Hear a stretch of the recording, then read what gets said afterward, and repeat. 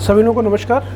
मैं doctor Himanshu Yadav, assistant professor department of political science, पुनः आप लोगों के बीच में इस बौद्धिक श्रृंखला में हम उपस्थित हुए हैं। और आज का जो हमारा विषय रहेगा वह एक नया विषय है, सरकार और राज्य के मध्य अंतर। आवश्यकता क्यों पड़ गई? आवश्यकता इसलिए पड़ी क्योंकि जब मैंने राज्य की चर्चा कर ली थी, मैंने राष्ट्र की चर्चा कर ली थी, सिविल सोसाइटी की भी चर्चा कर ली थी, तो एक पक्ष छूट रहा था, वो सरकार। क्यों? क्योंकि अगर हम गार्नर को याद करते हैं तो गार्नर के याद करने से ही आ जाता है कि वो सरकार की भी बात करता है, तो सरकार को हम अनसुना नहीं कर सकते। और एक हम लोगों के साथ एक दिक्कतें और भी आ रही हैं। सामान्यतः हम लोग क्या करते हैं कि सरकार और राज्य दोनों को एक दूसरे का पर्यायवाची मानते हैं। तो इसलिए ये वीडियो आवश्यक हो गया, इसलिए यह बताना आवश्यक हो गया क्या दोनों एक दूसरे के पर्यायवाची हैं या नहीं हैं। और ये हम आप नहीं, यह क्या कहते हैं, अगर आप बात करेंगे लास्की की, आप बात करेंगे GDH खोल की बात करेंगे, आप हॉब्स की बात करेंगे, केलहर की बात करेंगे, तमाम सारे ऐसे राइटर हैं, डिग्वी की बात आप करेंगे, इन सारे राइटर्स ने, इवन यहाँ तक कि जो विद्वान प्राचीन काल के थे, उन्होंने राज्य और सरकार में कोई भी अंतर नहीं रखा है। अगर कोई, मैंने पहले भी आपको बता चुका हूँ कि जैसे मीनिंग बदलती है, जैसे अंग्रेजी के टर्म्स बदलते हैं, वैसे उसके अर्थ भी बदलने शुरू हो जाते हैं। अगर एक को हम स्टेट कह रहे हैं, एक को हम गवर्नमेंट कह रहे हैं, तो क्या दोनों में अंतर नहीं है? बिल्कुल अंतर है। लेकिन हम पॉलिटिकल साइंस के होने के नाते अन्य विषयों संबंधित लोग अगर इस बात को कहते हैं तो एक बार क्षम्य है। लेकिन राजनीति विज्ञान के विद्यार्थी के लिए अगर इस तरह की बात वह कहता है कि राज्य और सरकार में कोई अंतर नहीं है, या दोनों के एक मान लिया जाए, या एक ही सिक्के के पहलू मान लिया जाए, या दोनों पर्यायवाची हैं, तो ये हमारे लिए क्षम्य नहीं होगा और यह हमारे लिए उचित भी नहीं है। तो मैं यहाँ पे यह बताना चाहूँगा आपको कि कैसे दोनों में अंतर है, कैसे एक व्यवहारिक पक्ष है, कैसे आपका एक यथार्थवादी है और कैसे एक आदर्शवादी है। मैं इन चीज़ों को बताऊँगा, कौन सा इसका मूर्त रूप है, कौन सा इसका अमूर्त रूप है, सरकारें कैसे बदलती हैं, राज्य क्या बदलता है कि नहीं बदलता है, उसके एलिमेंट्स बदल रहे हैं कि नहीं बदल रहे हैं, हम इन सब चीज़ों पे चर्चा करेंगे। एक चीज़ और आपको बताता हूँ कि आपने फ्रांस के लुई 14 का नाम सुना होगा। लुई 14 ने इवन यहाँ तक कि कह दिया कि आई एम द स्टेट, मैं ही राज्य हूँ। अपने को राज्य बता दिया। अपने को राज्य का मतलब है कि एक व्यक्ति अगर राज्य को कह रहा है, इसका मतलब है वो सरकार और राज्य में कोई अंतर नहीं कर रहा है। तो यहाँ पे इसलिए आवश्यक हो जाता है। इंग्लैंड में भी लोग इस तरह की बातें करके, निरंकुश शासन सत्ता चल रही थी, वहाँ पर भी राज्य और सरकार में कोई अंतर नहीं माना जा रहा था। इवन यहाँ तक कि लास्की की भी अगर आप बात करेंगे तो वो कहता राज्य ही सरकार है। इस तरह की बातें आ रही हैं, व्यवहारिक रूप में शासन करता है, तो कहीं ना कहीं वो दोनों को एक दूसरे के साथ जोड़ देते हैं। लेकिन अंतर करने की बात वहाँ पे गार्नर करते हैं, मैकाइवर करते हैं। इस तरह के जो राइटर्स आते हैं, इस तरह के जो विचारक आते हैं, वो क्या करते हैं कि वो लोग इनमें अंतर करने का एक नया दौर शुरू करते हैं, नया एक कॉन्सेप्ट देने का प्रयास करते हैं, बल्कि अपने आप को अलग कर देते हैं कि राज्य और सरकार किस तरह अलग हैं। इनको मैं कुछ पॉइंट्स के माध्यम से आपसे मैं डिस्कस करूंगा। चलिए, बहुत ज़्यादा समय नहीं, तो सीधे हम डिस्कस करने पे आते हैं कि देखिए पहला अंतर क्या है। अंग और अंगी का संबंध आपने सुना होगा, या पूर्णता का और अंग का भेद आपने सुना होगा। इसमें देखिए कैसे एक दूसरे के साथ मिलकर काम करते हैं।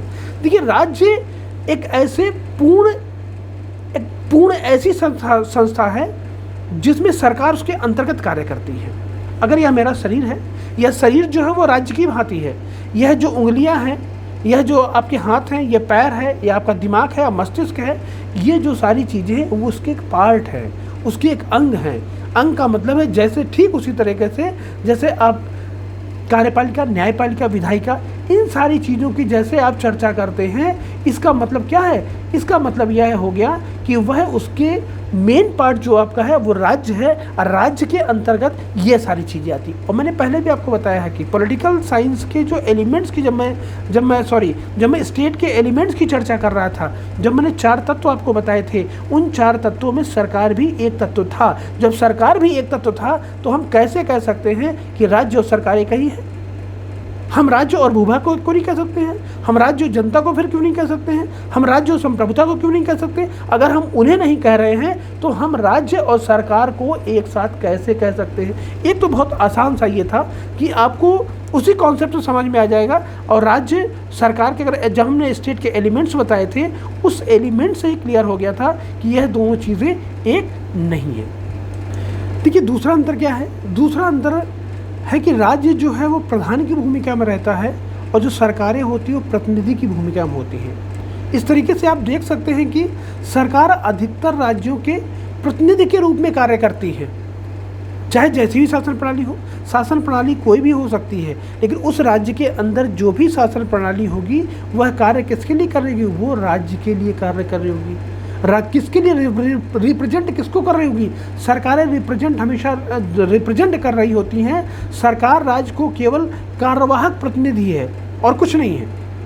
देखिए तीसरा अंतर क्या है? देखिए तीसरे अंतर में हम बताएंगे कि राज्य की जो प्रकृति है वह विकसित है, सरकार की जो प्रकृति है वो क्या है? सरकार को निर्मित किया जाता है, सरकार को पैदा किया जाता है। और राज्य क्या है? राज्य एक विकास के परिणाम स्वरूप आया है। राज्य एक प्राकृतिक संस्था है और यह एक स्वाभाविक संस्था भी है जो अपने आप विकसित होता है।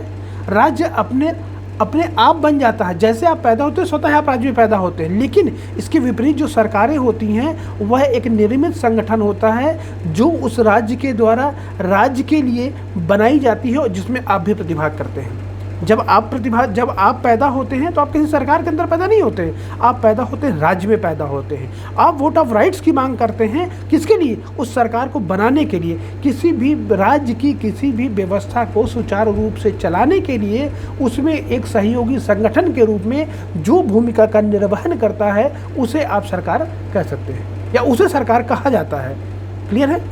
देखिए एक जो अगला अंतर है वो यह है कि जो नागरिक हैं वो राज्य के सदस्य हैं, ना कि सरकार के। गौर करिएगा इस बात पे। आप जो सदस्य हैं या मैं जो सदस्य हूँ, मैं राज्य का सदस्य हूँ, सरकार का सदस्य नहीं हूँ। तो आपको पता है कि सदस्यता की बात की गई है। क्यों?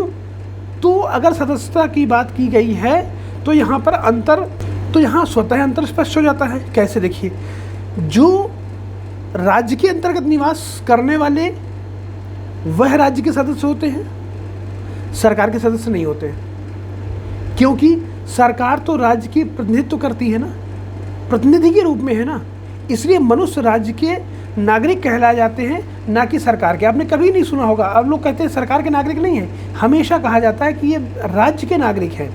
सरकार के अंदर जो न्यायपालिका, कार्यपालिका और विधायिका होती है वो विधायिका से कार्यपालिका बनती है और न्यायपालिका कानूनों का पालन करवाने के लिए बनाई जाती है। किसके माध्यम से? ये तीनों श्रृंखलाएं बनाता है कौन? राज्य बनाता है। तो इसलिए राज्य और सरकार में अंतर स्वतः स्पष्ट हो जाता है। देखिए अगला अंतर देखिए आप, अगला अंतर क्या है कि राज्य एक स्थायी है, राज्य कभी समाप्त नहीं होता है। राज्य में आपका जन्म होगा और आपका मृत्यु भी राज्य के अंतर्गत होगी। लेकिन सरकारें क्या हैं? सरकारें हमेशा अस्थायी होती हैं, सरकारें हमेशा बदलती रहती हैं। इसलिए राज्य के अंतर्गत समय समय पर सरकार का स्वरूप बदलता रहता है। इसी तरह सरकार भी स्वयं बदलती रहती है, लेकिन राज्य नहीं बदलता। तो यह भी अंतर महत्वपूर्ण हो जाता है कि राज्य स्थायी है और सरकार अस्थायी है। क्लियर है? देखिए मैंने प्रारंभ में ही बताया था कि मूर्त और अमूर्त की बात मैंने की थी। देखिए सातवां जो महत्वपूर्ण अंतर है वो क्या है कि राज्य अमूर्त है और सरकार उसका मूर्त रूप है।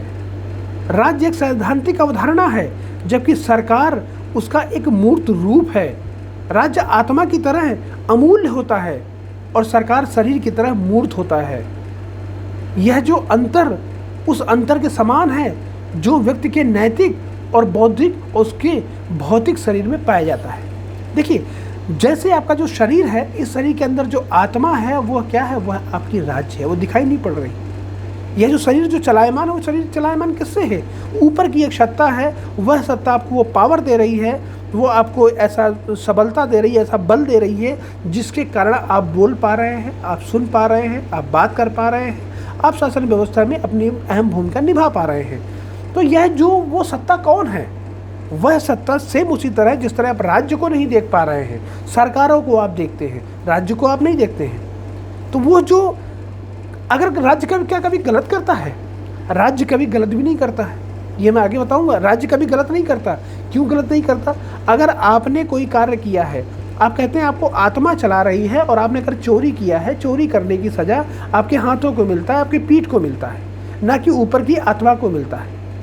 तो वो राज्य कभी गलत नहीं करता। राज्य तो संस्थाओं को बड़ा सिस्टमैटिक बनाया है, कार्यपालिका, व्यवस्थापिका, न्यायपालिका को बना दिया है, और उसने कहा कि एक सिस्टमैटिक तरीके से काम चलेगा। उस सिस्टमैटिक तरीके में अगर कहीं गड़बड़ी आएगी तो सरकार की जिम्मेदारी है उसको मेंटेन करना। अगर वो नहीं हो पाता है तो उसे किसी भी तरीके से दंडित करके उसको क्या करना है, उसे सुधारना है। तो सरकार की भूमिका क्या है? सरकार की भूमिका जो हो गई, जो अमूर्त रूप है उसका मूर्त रूप के रूप में क्या है? सरकार है। जो आत्मा है, ईश्वर के जो अमूर्त, जो ईश्वर अमूर्त है, लेकिन हम क्या है? हम मानते हैं कि हम ईश्वर का क्या है? हम ईश्वर के कण हैं, हम उसके मूर्त रूप में हम यहाँ पर उपस्थित हैं। इसलिए हमें नैतिक दायित्व, नैतिक कर्तव्य करने चाहिए, क्योंकि हम ईश्वर के रूप हैं। तो यह जो आपको दिखाई पड़ा जो स्ट्रक्चर, भौतिक स्ट्रक्चर है, ये क्या है? ये सरकार है। और जो नहीं दिखाई तरफ वो क्या है? वही आपका राज्य है। ठीक उसी प्रकार जिस तरह आपकी आत्मा है। क्लियर है? देखिए, एक बहुत बड़ा, उसी में एलिमेंट्स में जाऊंगा, स्टेट के एलिमेंट्स की जो मैंने चर्चा की थी, उसी एलिमेंट्स की चर्चा में ही एक पॉइंट्स और निकल के आता है। वो क्या निकल के आता है? देखिए, वो कहता है कि जो राज्य है, राज्य के लिए निश्चित भूभाग की आवश्यकता होती है। क्या सरकार के लिए भी निश्चित भूभाग की आवश्यकता होती है? जब राज्य के अंदर उसे इंक्लूड कर दिया गया है तो उसके लिए भूभाग की आवश्यकता नहीं होती है। कोई भी किसी भी प्रकार का राज्य होगा, प्रत्येक राज्य एक समान होते हैं और उनके लिए निश्चित भूभाग का होना आवश्यक है। बिना किसी निश्चित भूभाग के उसकी कल्पना आप बिल्कुल भी नहीं कर सकते हैं, उनका विचार ही नहीं ला सकते हैं। ठीक उसी प्रकार जैसा मैंने वहाँ पे गार्नर के लिए बताया था, मैंने बताया था, गार्नर ने साफ साफ कह दिया था कि जब तक निश्चित भूभाग नहीं होगी, सरकार नहीं होगी, संप्रभुता नहीं होगी, निश्चित जनसंख्या नहीं होगी, तब तक किसी भी राज्य की कल्पना आप नहीं कर सकते हैं। तो ठीक उसी प्रकार यहाँ पर भी वो कह रहा है कि जब तक निश्चित भूभाग का स्पष्ट आपके पास नहीं होगा तब तक आप राज्य की कल्पना नहीं कर सकते। लेकिन सरकारें क्या करती हैं? सरकारों के लिए किसी भी निश्चित भूभाग की आवश्यकता नहीं है। सरकारें क्या कहते हैं कि जैसे सत्ता व्यवस्था बदलती है उसके हिसाब से क्या कहते हैं, सरकारें क्या करती हैं? जन्म लेती हैं और वो कार्य करती हैं। एक चीज़ और ध्यान से गौर करिएगा आप लोग, बहुत ही इम्पोर्टेंट एक पॉइंट और इसमें है। देखिए, राज्य का, अच्छा मैं पूछता हूँ कि राज्य का विरोध क्या संभव है? आप कभी राज्य का विरोध नहीं करते, आप हमेशा सरकार का विरोध करते हैं।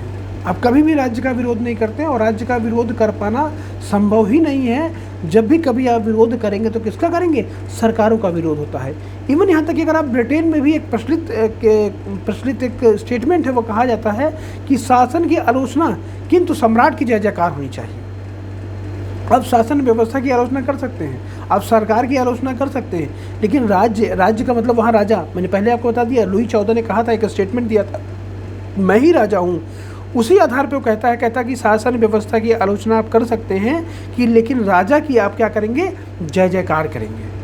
तो एक बहुत बड़ा अंतर था कि आप कभी भी राज्य की आप आलोचना नहीं कर सकते हैं। राज्य क्यों नहीं कर सकते? क्योंकि राज्य स्थायी होता है, सरकारें परिवर्तनशील होती हैं। सरकारों के अच्छे और बुरे का आप आलोचना, उनका हड़ताल, आप जो भी करना चाहते हैं, उनका विरोध प्रदर्शन आप कर सकते हैं, लेकिन राज्य का कभी विरोध और प्रदर्शन नहीं किया जा सकता है। ये एक चीज़ और भी है कि सरकारें जो होती हैं उसके तमाम सारे फॉर्मेट्स होते हैं। फॉर्मेट्स का मतलब है अधिनायकवाद हो सकता है, जनतंत्रात्मक हो सकता है, एकात्मक हो सकता है, संघात्मक हो सकता है, संसदीय हो सकता है, अध्यक्षीय हो सकता है। तमाम सारी व्यवस्थाओं का आपको उल्लेख मिलता है। लेकिन अगर आप राज्य की जब बात करेंगे, राज्य केवल एक ही होता है, उसके केवल 4 ही तत्व होते हैं, चाहे कहीं का राज्य हो। उसमें 4 तत्व जो हैं, जनसंख्या है, क्षेत्र है, सरकार है और संप्रभुता है। इसके अलावा उसमें कोई 5वां तत्व नहीं मिलेगा। लेकिन अगर आप बात करेंगे किसी भी राज्य, किसी भी देश के, अगर वहाँ के राज्य की अगर आप बात करेंगे तो वहाँ के राज्य का जो सरकारें हैं उसके फॉर्मेट्स अलग अलग हो सकते हैं। अब भारत की बात करते हैं, संसदीय शासन प्रणाली पाई जाती है। कहीं और की बात करते हैं, अध्यक्षीय पाई जाती है। कहीं और की बात करते हैं तो एकात्मक शासन व्यवस्था पाई जाती है। अब कहीं और की बात करते हैं, आप पाकिस्तान की बात करते हैं तो कोई और शासन व्यवस्था वहाँ पाई जाती है। तो ये जो व्यवस्थाएं पाई जा रही हैं, कैसे? क्योंकि सरकारें बदलती जा रही हैं, सरकारें स्थायी नहीं हैं, वो बदलती जा रही हैं, उनका रूप बदलता जा रहा है। लेकिन यहाँ पे क्या कहते हैं? ऐसा नहीं है। राज्य का जो रूप है वो सभी जगहों पे कैसा है, समान है, एक रूप है। क्लियर है। देखिए लास्ट में हम बात करेंगे संयुक्त राज्य अमेरिका के सुप्रीम कोर्ट ने एक अपना जजमेंट दिया। उन्होंने जब इतना टकराहट पैदा हो गई कि राज्य सरकार को कैसे मारा जाए, क्योंकि जितने भी राइटर्स रहे लगभग उसी साइड के रहे, तो बनी सी बात है कि वहाँ पे कोर्ट में जाना स्वाभाविक था। तो सुप्रीम कोर्ट ने एक जजमेंट दिया। उस जजमेंट में उन्होंने कहा कि राज्य स्वयं एक स्थिर है, एक अस्पष्ट, एक अदृश्य सत्ता है, और जो उसमें सरकारें हैं वो एक अभिकर्ता के रूप में, एक एजेंट के रूप में काम करती हैं, और उस एजेंट का इस राज्य के बाहर कोई भी अस्तित्व नहीं है। अर्थात सरकारें तभी फलीभूत होती हैं, सरकारों की तभी महत्ता है, सरकारें तभी बेहतर मानी जाएंगी कि जब वो किसी राज्य के अंतर्गत कार्य करेंगी। मैं शॉर्ट फॉर्म में आपको बता देता हूँ, कुछ अंतर हैं, उसको पॉइंट्स वाइज में मैं बोल रहा हूँ, आप उसको लिखते भी जाइए। तो एक एक लाइन में मैं आपको बता देता हूँ समरी इसकी। अगर निष्कर्ष में आपको कहना हो 200 वर्ड्स में जब लिखना होगा तो कैसे आप लिखेंगे वो आप सुनिए। ठीक, जैसे पहला अंतर आप क्या लिख सकते हैं, सरकार राज्य का एक आवश्यक तत्व है। इसमें दूसरा आप कह सकते हैं सरकार जो है राज्य के उद्देश्यों की पूर्ति के लिए एक अभिकर्ता के रूप में है, या क्या कहते हैं आप, एजेंट के रूप में कार्य करता है। राज्य अस्थायी है और सरकारें अस्थायी होती हैं। राज्य एक भावनात्मक पक्ष है और सरकार क्या कहते हैं, एक सत्तामूलक पक्ष है। आप कह सकते हैं सरकार जो है सरकार जो होती है वो राज्य की जनसंख्या का एक छोटा सा अंग होता है। सरकार जो है बहुरूपीय होता है और राज्य जो है एक रूपी होता है। सरकार अस्थायी होती है सरकार अस्थायी होती है और राज्य स्थायी होते हैं। हमें सरकारों का विरोध करने का अधिकार होता है, लेकिन राज्य का हम विरोध नहीं कर सकते हैं। राज्य का विरोध आप कतई नहीं कर सकते हैं। राज्य पूर्ण है और सरकार उसका एक आंशिक भाग है। अर्थात राज्य और सरकार में क्या है, अंग और अंगी का संबंध है। तो एक प्रश्न उठता है, एक विचारणीय प्रश्न यह उठता है, इन सारे अंतरों को समझने के बाद, गौर से सुनिएगा इसको, प्रश्न यह उठता है कि तो क्या हम राज्य सरकार को बिल्कुल अलग कर दें? क्या दोनों में कोई संबंध नहीं है? तो आप इसे बिल्कुल अलग नहीं कर सकते। क्यों? क्योंकि हमारे पास बैलेंसिंग आंसर होना चाहिए। क्योंकि राज्य जब इस शरीर का अस्तित्व तब है जब वो आत्मा के साथ जुड़ा हुआ है। यह शरीर अगर अलग है तो हम आत्मा का बोध भी तो नहीं होगा। तो राज्य और सरकार दोनों एक बहुत ही निकटता के साथ जुड़े हुए हैं और दोनों एक दूसरे के बिना अधूरे हैं। दोनों का होना आवश्यक है। सरकार का फॉर्मेट कुछ भी हो सकता है, लेकिन राज्य में कोई ना कोई सरकार होगी। क्यों? क्योंकि अगर होगी तभी वो उसके अभिकर्ता के रूप में काम कर रही होगी, तभी उसके एजेंट के रूप में कार्य कर रही होगी, तभी हम उस सरकार का विरोध कर पाएंगे। सरकारें अच्छी होती हैं, खराब होती हैं, राज्य अच्छा और खराब नहीं होता है। सरकारों को हम अच्छा और ख़राब बताते हैं। तो इसलिए क्या नाम है, इसी पर एक राइटर हुए, उन्होंने कहा कि जो व्यक्ति भावनात्मकता के स्थान पर वास्तविकता की खोज करते हैं, उनके लिए वस्तुतः राज्य और सरकार क्या होती है, एक होती है। तो ये इनका उद्देश्य था, उनको बताना ये था कि राज्य और सरकार को, जो हॉब्स, लास्की और मैकाइवर भी इवन यहाँ तक कि, और जितने भी राइटर्स थे वहाँ पर, जो लोग भी जोड़ने की कोशिश कर रहे थे, वो गलत नहीं थे। वो राज्य और सरकार को अलग नहीं कर रहे थे, लेकिन उनके बहुत करीब ला के रख रहे थे। लेकिन लोगों का जो दिमाग में था कि नहीं, राज्य को ही हम सरकार बोल दें, तो यह केवल एक छोटा सा भेद था, छोटा सा अंतर था। और ये शॉर्ट क्वेश्चंस आते हैं कभी कभी। ये सवाल जो है आप UGC नेट अगर दे रहे होंगे तो वहाँ पे वेरिएशन करने के लिए आता है कि क्या राज्य और सरकार में कौन सी समानताएं होती हैं, या राज्य सरकार क्या एक होती हैं, किसने कौन कौन सी परिभाषाएं दी हैं, उनके आधार पे आपको अलग करना होता है। इसलिए मैंने आवश्यक था मुझे बताना। तो आप लोगों को बहुत बहुत धन्यवाद। मुझे लगता है कि आप लोगों को यह समझ में आया होगा टॉपिक। और अगर किसी को समझ में नहीं आता है तो मेरी ईमेल आईडी है centraluniversityau@gmail.com। आप इस पर मुझे मैसेज करिए, आप मुझे मेल करिए, आपको इस पर जवाब आपको दिया जाएगा। मेरा नंबर आपको सभी लोगों को पता है, नहीं पता तो एक बार आप पुनः नोट कर लें, 96 21 22 23 24। इस बार आप मुझे व्हाट्सएप कर सकते हैं। व्हाट्सएप करने से 2 से 3 घंटे आपको वेट करना होगा। उसके बाद आपको जो भी आपके प्रॉब्लम्स होगी वो आपको रिप्लाई कर दिया जाएगा। बहुत बहुत धन्यवाद आप लोगों को। नमस्कार। पुनः मैं अगले विषय के साथ आपके समक्ष जल्दी उपस्थित होऊंगा। नमस्कार।